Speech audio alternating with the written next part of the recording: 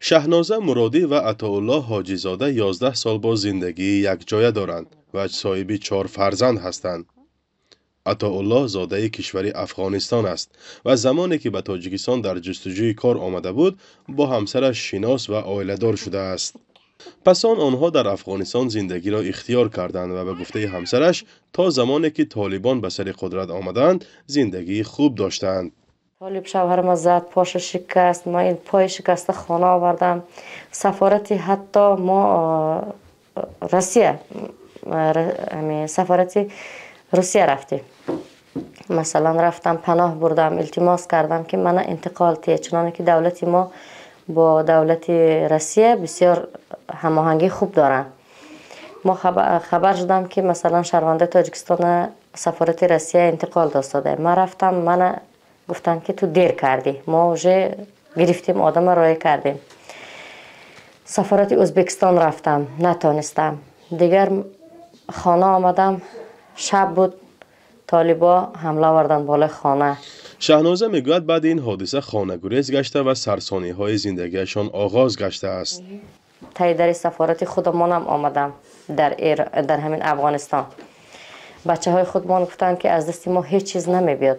کارمندا 2 بچه بود همونجا کارمند، گفتن ما هیچ کار کرده نمیتونیم، اگر ما حالی از تو دفاع کنیم ما امکان داره جان خودمون از دستیم.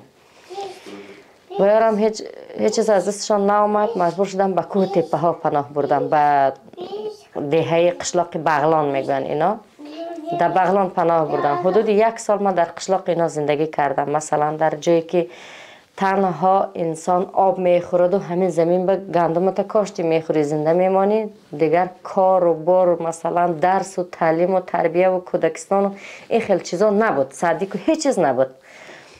سپس این خانواده به ایران فرار کرده است. بعد زندگی چند ماه سال 2024 به تاجیکستان آمد و سرآغاز در ناحیه جبار رسولوف مقیمی شد، ولی بنابر مشکلی جایزی است نتوانست قید رسمی بگیرد. ناحیه مسجد که هست تو میتونی شوهرت برده در ناحیه مسجد در همون خانه که رجیستراسیون هست، خانه مادرت، همین هم برده همونجا رجیستراسیون میکنی، همونجا زندگی میکنی. ما اینا در اینجا به قید نمیگیریم. اینش که نگرفتم، باز دنبال خانه گشتم، کافتم خانه و دیگر صاحب خانه ها واقعا برای افغان بودنش قبول نکردن. یک تا همین صاحب خانه که این 3 ماه زندگی کردم مثلا دید ما چه قسم زندگی کردیم، چه خیلی زندگی داشتیم، مورد پسند قرار گرفتیم، این قبول میکرد و یا رجیستراسیون نکرد. اکنون از دیگر جای مثلا خانه یافتیم و یا رجیستراسیون نمیکرد صاحب خانه ها.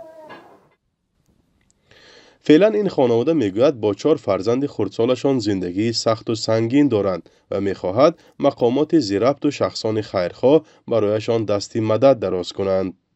اکنون تقدیرم بود است، من یک افغان گرفتم برای شوهر من. اگر افغانم هست یک کار، یک فعالیت اجازتی هم کار کند. 4 کودک نابالغ در مشتمان.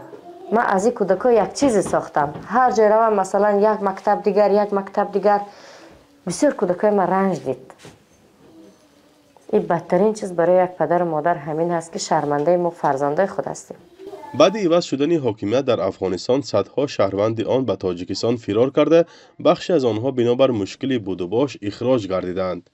طبق آمارها حالا حدود 50 خانواده افغانستانی در ولایت سوخت رسما پناهجو هستند. به فرق از دیگر هموطنهایشان این خانواده اینجا پناهجو نیستند، بلکه طبق قاعده رسمی میخواهند صاحب جای کار و زندگی شایسته گردند. فرزان محمدی، رادیو آزادی، ناحیه مسجد.